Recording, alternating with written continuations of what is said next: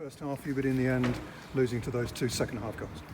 Yeah, you're always going to be disappointed, and every time you ask me that question, Tim, I will always say yes, I'm disappointed if we haven't won or. It's more a sort of pipe to get you talking. No, Really, no, I think everybody will know. I'm in it to win games and compete, and I thought today we did compete very well. First half, well, again, not first half. I think overall.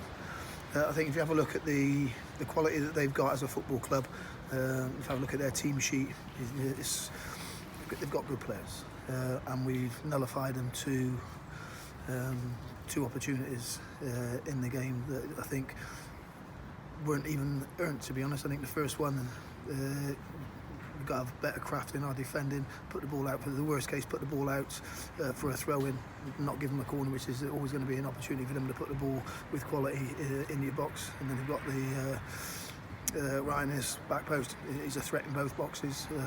As we know, I thought he defended his own box very well as well. And then the second goal, we got an opportunity that we can.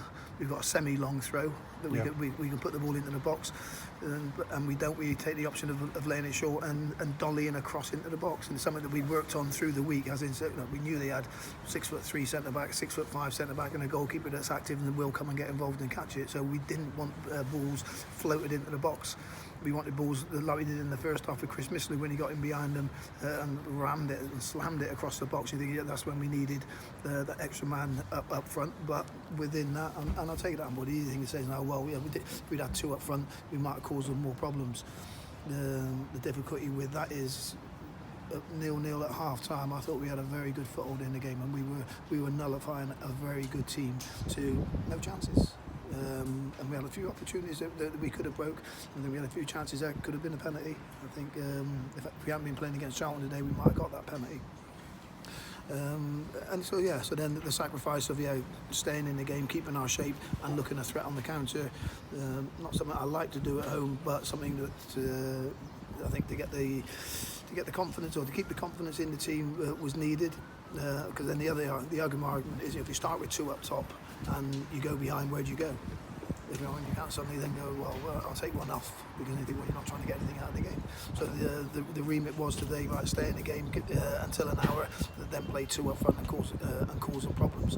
Unfortunately, by that time, then you're 2-0 down and you're chasing the game. But even then, Benny came on, had a great opportunity. We still had a few opportunities to put ballers in the box. Sammy Hoskins had a chance at the back post.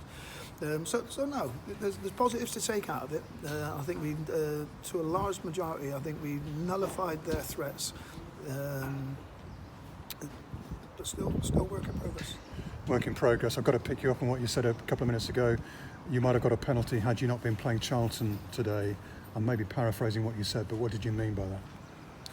I thought, as a experienced group that they are, I thought they worked the referee very well today. I think they bought some free kicks with their showmanship or reactions to contact, as in, I think going down with a squeal attracts the attention of the referee, and today I think they earned a few free kicks. And I'm not going to give our lads acting lessons, because I think we've got a very honest bunch. But sometimes within that honesty, paraphrasing honesty, there is a case of there's a little bit of gamesmanship where sometimes you can earn a free kick, and some referees seem to give you them. You said a few weeks ago to me that the Cobblers maybe have to be a bit less honest and maybe a bit more streetwise. Exactly. Is that the case? Is that still the case? Well, again, we will always be honest, and that comes from the character that we've got in the change room. We've got a very, very honest group, and when we compete, but we've got a competitive group within that. But we need to be streetwise. I think you saw them. They interrupted somebody when we had good pressure on the ball. I think the lad Smith got Luca booked when Luca's won the ball and the kids rolling around.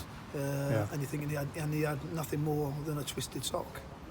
and then every time Luca went anywhere near them, they're all screaming, they're all getting into the referee. He's been booked, and everything. And like, that's not something that I like, but I understand it.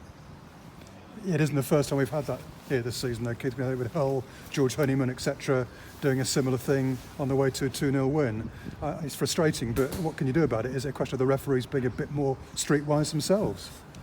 Well, you're never going to get a streetwise referee, are you? And again, I take it on board. They give what they see or what their interpretation of it is. Still a little bit confused when with Luca's booking, because I think there was a mixed message from the fourth official. He said he's gone through the back of him, and I think, well, no, he hasn't gone through the back of him, because he tackled from the side and won the ball. I didn't think tackling from the side was an offence. Yeah, and we did fear he might get sent off Rakic, because the same player squealed when he was tackled by Rakic a few minutes later. We thought red might be shown there. Well, and again, there was nothing in that challenge. On that challenge, Luca won the ball, but again, the reaction of their player was as if there was contact. And again, I don't even think he had. I know Luca didn't make contact with him, but the kid, and that's where it's not the horrible side of the game, but it's part and parcel of the game, whereby trying to influence a referee that potentially there may have been contact. It is part and parcel of the game. You say it's a work in progress. That work in progress continues at Portsmouth on Tuesday. That's a hard game, isn't it, Keith? Against a side who've won again today at Sunderland and are starting to find their form. There's some fantastic teams in this division, but we go there, we'll have a game plan, and we compete.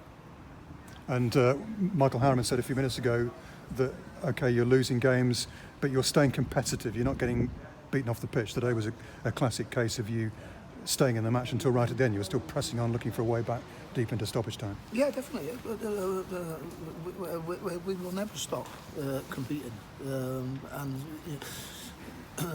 there won't be a time when I came up here and do an interview after a game that you will be able to say to me that the players did not commit themselves to the cause, because that's not what I bring to the football club, and it's not who I bring to the football club. Every game there, we might lose a couple of games, we might draw a couple of games, but the effort, the commitment, the desire, the willingness to compete, that comes with me.